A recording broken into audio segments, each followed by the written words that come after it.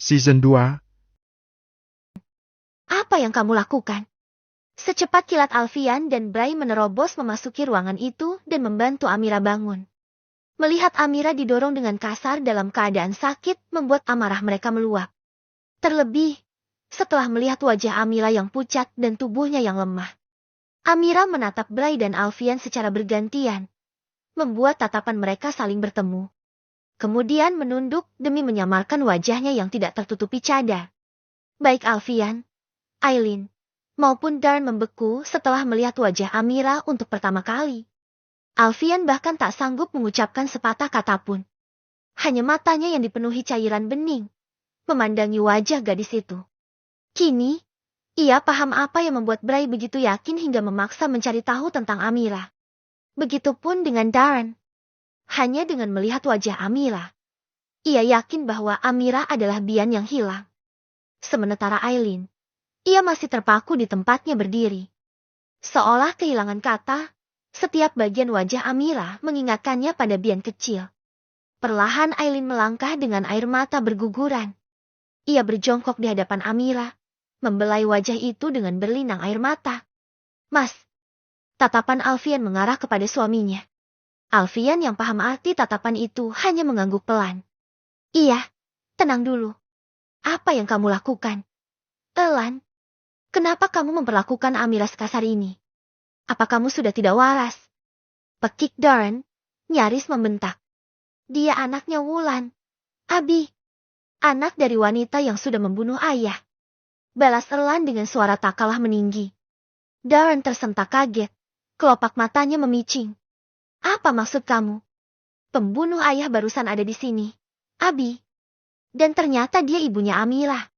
Bagaimana aku bisa menikahi anak dari wanita yang sudah membunuh ayah? Suara Erlan menggelegar, mengalirkan amarah yang meledak. Tanpa kata lelaki itu langsung melangkah dengan tergesa-gesa. Tanpa peduli melewati semua orang yang ada di ruangan itu. Erlan, tunggu. Panggil Darren. Namun putranya itu tetap melangkah tanpa peduli apapun.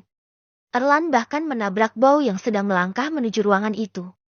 Bow menatap Darren penuh tanya, lalu kemudian terfokus kepada Amira yang masih terduduk di lantai. Dalam sekejap, Bow merasakan seluruh tubuhnya gemetar saat melihat wajah pucat Amira. Waktu seolah berhenti selama beberapa saat. Adek, ucapnya dalam hati. Matanya seketika dipenuhi ciran bening. Tersadar, Boy langsung memasuki ruangan itu. Pandangannya tertuju pada jarum infus yang mengantung begitu saja. Sementara pergelangan tangan kiri Amira terlihat sedikit membengkak.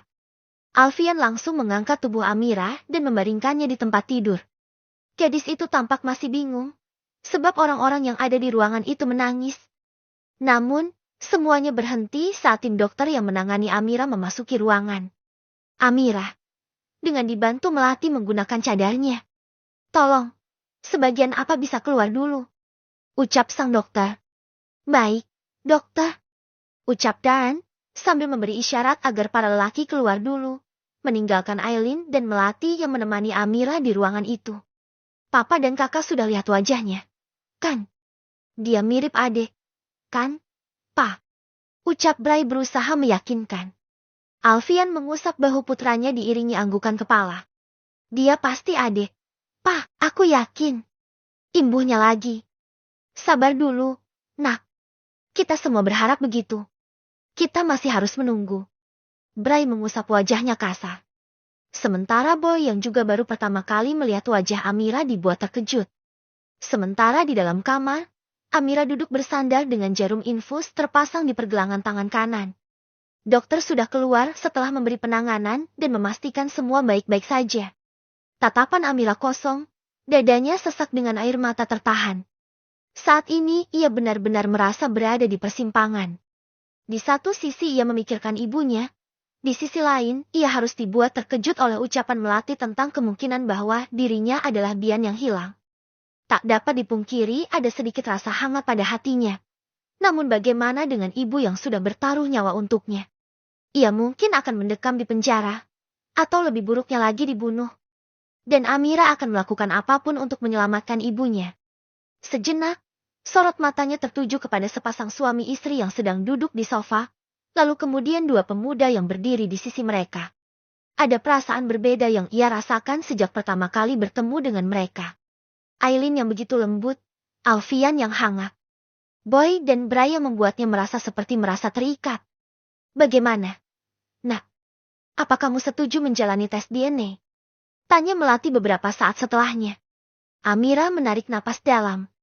Matanya terpejam bersama cairan bening yang mengalir. Tangannya meremas selimut yang membalut tubuhnya. Maaf, Umi. Tapi semua dugaan itu salah. Saya bukan Bian. Saya adalah Amira Hairunisa. Wulan adalah ibu kandung saya. Tapi bagaimana dengan surat yang ditemukan Umi kamu di pondok? Kali ini Darn menyelah. Saya memang pernah jatuh ke sungai saat masih kecil. Abi. Tapi saya memastikan bahwa saya bukan Bian. Kemiripan kami pasti hanyalah sebuah kebetulan. Kamu yakin? Nak. Amira mengangguk. Iya, Umi. Gadis itu terisak dengan kedua tangan mengatuk di depan dada. Tolong kasihani ibu, Umi, Abi. Saya rela melakukan apapun agar ibu saya dibebaskan. Biar saya saja yang menggantikan hukuman untuk ibu. Ibu saya bukan orang jahat. Tenang dulu, Amira. Umi dan Abi akan membantu mencari keadilan kalau memang ibu kamu tidak bersalah. Bujuk Darren. Aileen mengusap lelehan air mata yang membasahi pipi. Tak tahan rasanya, ia memilih keluar dari ruangan itu. Bersandar di dinding dengan menahan sesak di dada. Alfian, Boy, dan Bray segera menyusul. Dia Bian, kan? Mas, aku yakin dia Bianku yang terbawa arus sungai. Dia bukan Amira, dia Bian anakku. Tak ada sahutan dari Alfian, yang ia lakukan hanya memeluk sang istri. Sementara Boy berusaha menenangkan adiknya. Meskipun menolak segala kemungkinan, namun Bray memiliki keyakinan bahwa Amira adalah adik kembarnya. Dia bohong, Kak. Dia pasti melakukan ini hanya untuk melindungi ibunya.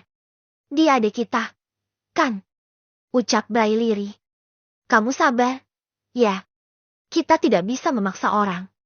Biar Umi dan Abi bujuk Amira dulu. Mungkin dia masih syok. Apalagi sekarang Amira dalam keadaan sakit. Di sisi lain, Elan dengan ditemani Raffi berjalan dengan tergesa-gesa menuju mobilnya.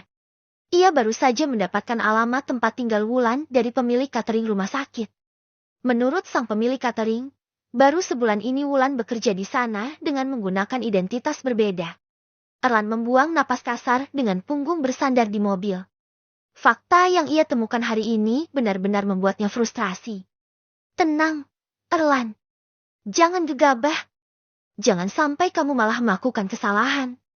Ucap Raffi, yang kini duduk di samping Erlan. Raffi cepat-cepat menyusul ke rumah sakit setelah mendapat kabar dari Boy tentang Erlan. Meskipun geram dengan tindakan Erlan, namun mereka tak ingin sang sahabat bertindak hal-hal di luar batas. Bagaimana aku bisa tenang? Raff. Erlan menjambak rambutnya sendiri. Bagaimana aku bisa tenang setelah semua fakta yang aku temukan hari ini? Amira. Dia anak kandung Wulan. Kamu tahu apa artinya? Raffi terdiam. Ia pun sama terkejutnya. Kamu tahu, Raff, aku baru saja memutuskan untuk memulai semuanya dengan Amira. Aku mau memperbaiki semuanya. Tapi ternyata, dia... Bola mata lelaki itu berkilat. Amarah, sedih dan kecewa menyatu dalam tatapannya. Dia anak kandung Wulan. Artinya aku dan dia saudara sepersusuan. Haram kalau aku menyentuhnya. Raffi menarik napas dalam-dalam. Yang ia lakukan hanya menepuk bahu sang sahabat. Tenang dulu. Pikirkan semuanya dengan kepala dingin. Erlan lantas mengeluarkan ponsel dari saku jaket. Hendak menghubungi Marwan. Satu-satunya orang yang selama ini memberinya dukungan untuk menemukan pelaku pembunuhan orang tuanya. Halo, Om. Aku sudah menemukan Wulan. Apa? Kamu menemukan Wulan? Di mana? Suara pria parubaya itu terdengar memekik terkejut. Ceritanya panjang, Om. Dia bekerja di rumah sakit tempat Amira dirawat. Lebih buruknya lagi, dia ternyata adalah ibu kandungnya Amira. Selama beberapa saat kebisuan melanda, informasi yang diberikan Erlan tentu saja membuat pria parubaya itu terkejut. Om, dengar aku, kan? Iya, Erlan. Om dengar. Tapi, kamu yakin kalau Wulan itu ibunya Amira? Aku yakin, Om. Aku memergoki mereka bicara. Amira sudah mengakui kalau Wulan itu ibu kandungnya. Sekarang Wulan melarikan diri lagi, tapi aku sudah dapat alamatnya. Oke. Posisi kamu di mana sekarang? Kamu harus hati-hati. Wulan itu licin. Jangan sampai dia lolos lagi. Aku di jalan. Om, aku baru mau menghubungi pihak kepolisian. Kalau begitu kirimkan alamat Wulan ke Om. Kita harus gerak cepat. Baik, Om. Erlan memutus panggilan, lalu mengirimkan alamat yang ia peroleh dari pihak rumah sakit. Diam-diam Raffi mengeluarkan ponsel dan mengetikkan sebuah pesan. Ayah, aku butuh bantuan. Sekarang. Sementara itu di tempat lain, Marwan tampak panik setelah mendapat kabar dari Erlan.